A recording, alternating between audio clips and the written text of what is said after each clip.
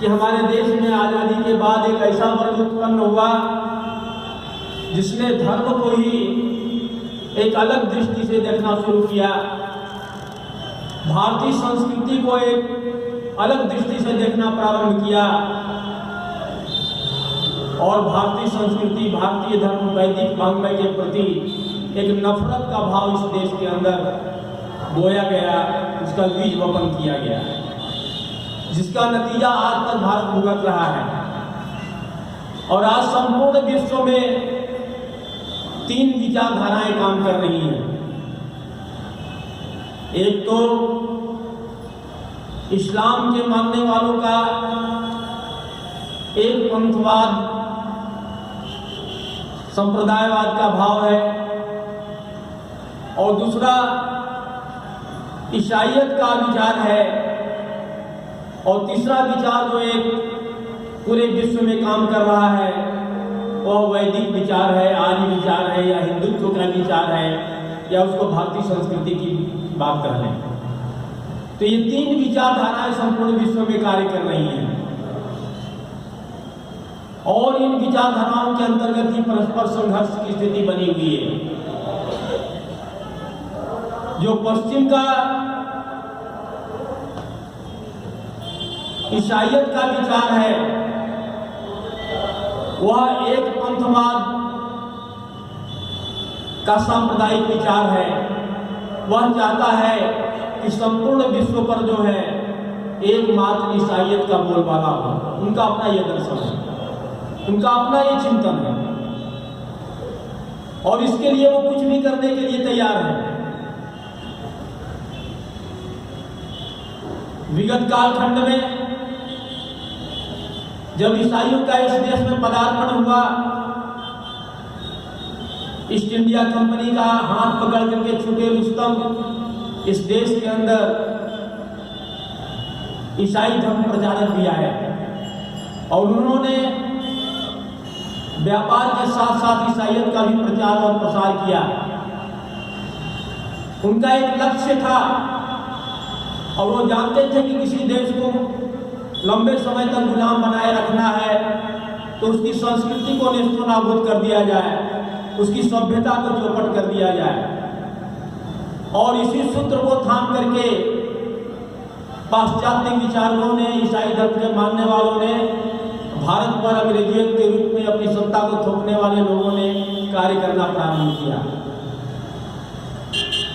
एक तो भारतीय सभ्यता, संस्कृति और वैदिक वाङ्मय इतने सुदृढ़ थे, इतने पुख्ता थे कि उनका काट उनके पास नहीं था, उनका जवाब उनके पास नहीं था। और वो जानते थे कि जब तक भारतीय सभ्यता, संस्कृति और वैदिक वाङ्मय की मूल से हम यहाँ के लोगों को काट नहीं देंगे, यहाँ की जड़ों से उनको काट नहीं देंगे, तब तक इस देश में अस्थायी रूप से हम अपनी शासन व्यवस्था स्थापित नहीं कर सकते। इसलिए तीन मोर्चों पर उन्होंने कार्य करना शुरू किया। एक तो जो हमारे संस्कृत के वैदिक वाङ्मय के ग्रंथ थे, उन ग्रंथों का अध्ययन करके उसको विकृत करना, और यह कार्य सौंपा गया मैक्स मूलर को। मैक्स मूलर ने भारतीय सभ्यता, संस्कृति और वैदिक वाङ्मय का अध्ययन किया और वेदों का और वैदिक ग्रंथों का जो अनुवाद किया उसमें उसने विकृत किया। यह संपूर्ण कार्य उसका जो है वैदिक वाङ्मय को विकृत करने का काम है। दूसरे मोर्चे पर काम किया जेम्स मिल ने, जो एक बड़ा इतिहासकार था। उसने कहा, उसने सोचा कि भारत के पुरातन इतिहास से इसको काटा जाए और नए इतिहास को इतना विकृत कर दिया जाए कि भारतीयों के अंदर आत्मगौरव का भाव, राष्ट्रीय स्वाभिमान का भाव न रहे। और इन दोनों विचारों को शिक्षा के माध्यम से इस देश के अंदर क्रियान्वित करने का दायित्व लॉर्ड मैकाले पर था।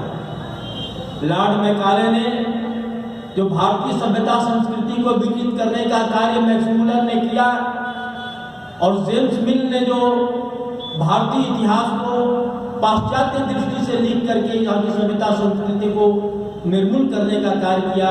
इसको शिक्षा के माध्यम से प्रचारित प्रसारित करने का कार्य लॉर्ड मैकाले ने किया। और जिस समय मैक्स मुलर जर्मनी से ब्रिटेन में 1854 के आसपास आया, उस समय वह 28 वर्ष का था। वेदों पर उसने पीएचडी की थी। इसलिए लॉर्ड मैकाले ने उसके साथ साठगांठ किया, एक षड्यंत्र किया। और उस षड्यंत्र के तहत ईस्ट इंडिया कंपनी और भारत की ब्रिटिश सरकार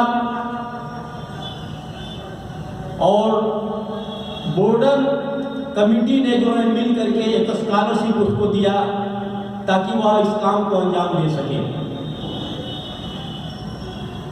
ये बोर्डन जो थे उससे ब्रिटेन के सेना में मेजर थे, उनकी कोई संतान नहीं थी, लेकिन अकूत धनराशि उनके पास थी। वे जो है ईसाइयत के प्रचारक थे और भारत में ईसाइयत का प्रचार करना चाहते थे। इसके लिए ऑक्सफोर्ड यूनिवर्सिटी में बोर्डन चेयर की स्थापना किया उन्होंने और अकूत धनराशि उसको दिया। विलियम जोन्स उसका प्रथम जो है अध्यक्ष बनाया गया और बोर्डन कमेटी ने, ये बोर्डन का जो चेयर था उस पर विलियम जोन्स ने, इन सब लोगों ने मिल करके भारत के अंदर जो है अपनी व्यवस्था को लागू करने का कार्य किया और शिक्षा के माध्यम से, इतिहास में विकृति के माध्यम से, वैदिक वाङ्मय को की गलत व्याख्या करके उसको विकृत करके उनका उद्देश्य था कि एक ऐसी शिक्षा पद्धति देश के अंदर लागू किया जाए जिसको पढ़ने के बाद जो नई पीढ़ी तैयार हो वह इस देश की सभ्यता संस्कृति को घृणा की दृष्टि से देखे, इस देश की मिट्टी से उसका कोई सरोकार न रहे। और इसमें बहुत हद तक लॉर्ड मैकाले सफल हुआ। उसने 1934 में अपने पिता को जो पत्र लिखा था उसमें स्पष्ट तौर पर उसने उल्लेख किया था कि इस देश के अंदर शिक्षा के माध्यम से जो हम परिवर्तन लाना चाह रहे थे उसको फलीभूत होता हुआ देखकर मुझे अपार प्रसन्नता हो रही है। और मुझे लगता है कि आगामी कुछ वर्षों में इस देश के लोग आंग्ल शिक्षा को प्राप्त करने के बाद रूप रंग में देखने में तो हिंदुस्तानी रह जाएंगे, लेकिन विचार से, सोच से ये पूरी तरह से अंग्रेज बन जाएंगे और भारतीय सभ्यता संस्कृति से, भारत के गौरवमय ग्रंथों से घृणा करने लग जाएंगे। और यह हुआ, आज भी हो रहा है। और इसी षड्यंत्र को आगे बढ़ाने के लिए अंग्रेजों ने, ब्रिटिश शिक्षा पद्धति को भारत में लागू करने वाले लोगों ने एक योजना बनाई और आर्यन रेस थ्योरी डेवलप की। आर्यन रेस थ्योरी, ये उनकी थ्योरी थी कि आर्य विदेश से आए थे। अंग्रेजों के आने के बाद से ही यह थ्योरी इस देश के अंदर डेवलप की गई कि आर्य भारतीय नहीं थे, ये विदेश से आए थे। किसी ने कहा कि उत्तरी ध्रुव से आए थे, किसी ने कहा मध्य एशिया से आए थे। इस तरह के तमाम तरह के विचार हुए और विडंबना तो यह है कि आगे चल करके भारतीय चिंतक, दार्शनिक और लेखक तथा साहित्यकार भी षड्यंत्र के शिकार हो गए। लोकमान्य तिलक जैसा विद्वान भी अंग्रेजों के भारत के आर्यों के आर्कटिक प्रदेश से आने की थ्योरी को अपनी पुस्तक में वर्णित किया और कहा कि आर्य भारतीय नहीं थे, वे विदेशों से आए थे। और जब एक विद्वान ने, हेमचंद्र राय ने जब तिलक से पूछा कि महाराज आपने इस थ्योरी का प्रतिपादन कैसे किया, कैसे आपने इस बात को लिख दिया, तो कहा कि मैंने सायण के वेदों का भाष्य पढ़ा और उसी के आधार की सारी बातें हमको निकल करके आई, जिससे पता चला कि आर्य जो है अटलांटिक प्रदेश से आए थे। उन्होंने कहा कि आपने उसको स्वयं पढ़ा है? उन्होंने कहा वो भी मैंने डायरेक्ट पढ़ा नहीं है, मैंने ऐसा सुना है और कई प्रकारांतर से द्वितीय ग्रंथों में, जो द्वितीय ग्रंथ होते हैं, सहायक ग्रंथ होते हैं, उससे मैंने अध्ययन किया है। तो उनको आश्चर्य हुआ, इतना बड़ा विद्वान अभी हाल के जो विद्वान थे पंडित विद्यानिवास मिश्र, उन्होंने अपनी पुस्तक में इस थ्योरी को डेवलप किया कि आर्य विदेशी थे, बाहर से आए थे। उनका ये कहना था कि क्योंकि हम भारतीय कहते थे कि इस देश में डच आए, पुर्तगीज आए, फ्रांसीसी आए, जर्मन आए और इस देश को गुलाम बनाने का उन्होंने प्रयास किया, इस देश में व्यापार फैलाकर इस देश को लूटने का प्रयास किया। तो अंग्रेजों ने थ्योरी डेवलप की कि हम ही विदेश से नहीं आए बल्कि आप भी विदेश से आए, और इस षड्यंत्र के तहत उन्होंने इस बात को प्रचारित प्रसारित किया। और इतना ही नहीं, अंग्रेजों ने यहाँ तक कहा कि ये जो वेद है, ये वेद जो है ईश्वर के द्वारा बनाए हुए ग्रंथ नहीं है, यह तो चरवाहों के गीत हैं। यह देश सपेरों का देश है, यह देश भिक्षुकों का देश है। वेदों में कोई ऊंची बात नहीं लिखी हुई है। इस तरह की बातें भी फैलाई गई है और उसको जो है व्हाइट मैन्स बैटल थ्योरी के नाम से जाना जाता है कि अंग्रेजों ने इस बात को प्रचारित किया कि पूरे विश्व में पृथ्वी पर सबसे सभ्य जाति अगर कोई है तो अंग्रेज है, और सभी जातियां जो है बर्बर हैं। यहाँ तक कि हिंदुस्तान में रहने वाले लोग भी बर्बर हैं, क्रूर हैं, इनकी कोई सभ्यता संस्कृति नहीं है, इनका कोई आचरण शास्त्र नहीं है। इस तरह की बातें फैलाई गई और दुख इस बात का है कि इन्हीं अंग्रेजों के द्वारा पाश्चात्य दृष्टि से लिखी हुई इतिहास की किताबों को हम आज़ादी के बाद भी देश में पढ़ाने लगे। इन्हीं अंग्रेजों के द्वारा हमारी संस्कृति को विकृत करने के लिए जो तमाम ग्रंथ रचे गए, उसी के आधार पर हम अपने बड़े बड़े एग्जामिनेशन में उसको आधार बना करके प्रश्न पूछने लग गए। चाहे वो IAS हो, चाहे PCS हो, उन सबको जो वही सारे ग्रंथ पढ़ने पड़ते थे, जिनको पढ़ने के बाद इस देश की सभ्यता संस्कृति, इस देश की मिट्टी, इस देश की धरती से संपर्क लोगों का टूट जाता है। यह एक विचारधारा काम कर रही थी और पूरे विश्व में थी। यह जो पाश्चात्य विचारधारा थी अंग्रेजों की, ईसाइयत की, ये संपूर्ण विश्व में ईसाइयत का साम्राज्य प्रसारित करना चाह रहे थे। और दूसरी तरफ कहा जाता है एक अनार 100 बीमार, चाहे एक म्यान में 2 तलवार। उस समय विश्व में यही स्थिति उत्पन्न हुई मध्यकाल में।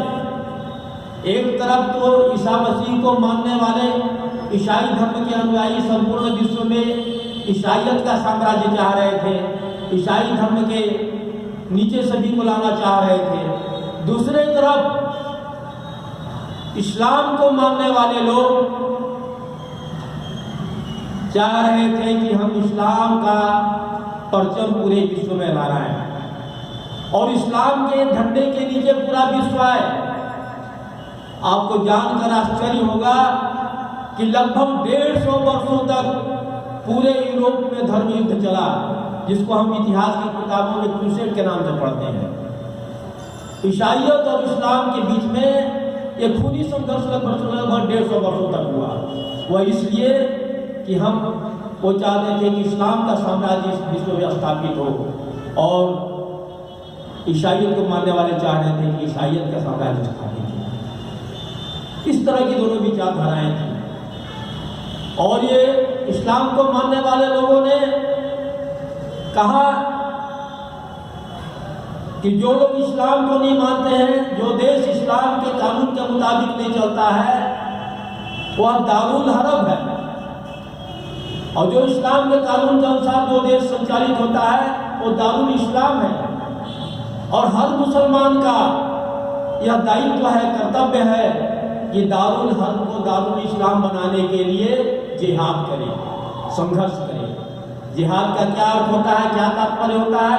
एक ऐसी लड़ाई जो अपने लक्ष्य को प्राप्त करने तक लगातार जारी रहे। यानी जो गैर इस्लामिक देश हैं उनको इस्लाम के झंडे के नीचे लाने के लिए तब तक पूरी संघर्ष करते रहना जब तक कि वो इस्लाम को पूरी तरह से कबूल न कर। इस तरह से पूरे विश्व में इस्लाम के मानने वाले लोगों ने, मुस्लिम तबलीग के प्रचारकों ने एक आंदोलन चलाया, एक आंधी उत्पन्न की, एक तूफान खड़ा किया और पूरे विश्व में इस्लाम के आतंकवादी स्वरूप को प्रकट किया। कहा कि जिन लोगों ने जो इस्लाम को स्वीकार नहीं करेंगे वे तलवार के घाट उतरे, और जिन लोगों ने इस्लाम को स्वीकार नहीं किया उनको तलवार के घाट उतारा गया। और आज संपूर्ण विश्व में लगभग 57 मुस्लिम देश हैं, 57 मुस्लिम देश। और आपको जानकर के यह भी आश्चर्य होगा कि जिसमें 3-4 मुस्लिम देश आपसे कट करके अलग हुए हैं। यह अफगानिस्तान पहले आपके अंतर्गत था, ईरान तक भारत का चक्रवर्ती साम्राज्य था, ईरान आपसे कटकर अलग हुआ, अफगानिस्तान आपसे कटकर अलग हुआ, पाकिस्तान आपसे कटकर अलग हुआ, बांग्लादेश आपसे कटकर अलग हुआ। और आज पूरे विश्व में इस्लाम को मानने वाले 57 देश हैं। यह हमारी कमियों की वजह से, क्योंकि जब इस्लाम का आतंक हमारी सरहदों पर आया, दस्तक देने लगा, तो हम परस्पर एकजुट नहीं रहे, बटे रहे, विघटित रहे, छोटे छोटे राज्यों को ही अपना साम्राज्य मान करके हम दूसरे पर आक्रमण करने के लिए जूझते रहे, परस्पर एक नहीं हो पाए। और अंजाम ये हुआ कि जो बाहरी आक्रमण हुए उसका हम एकजुट होकर के मुंहतोड़ जवाब नहीं दे पाए। उन्होंने आक्रमण किया, हमारे देश पर आक्रमण करके एक बहुत बड़ी आबादी को तबाह किया, नरसंहार किया, हमारे माँ बापों की अस्मत लूटी, इज्जत लूटी, और लाखों की तादाद में हमारे माँ बहनों को गुलाम बना करके वे गजनी ले गए, अपने देश ले गए और वहां के बाजारों में 2 कौड़ियों को मोल बेचा।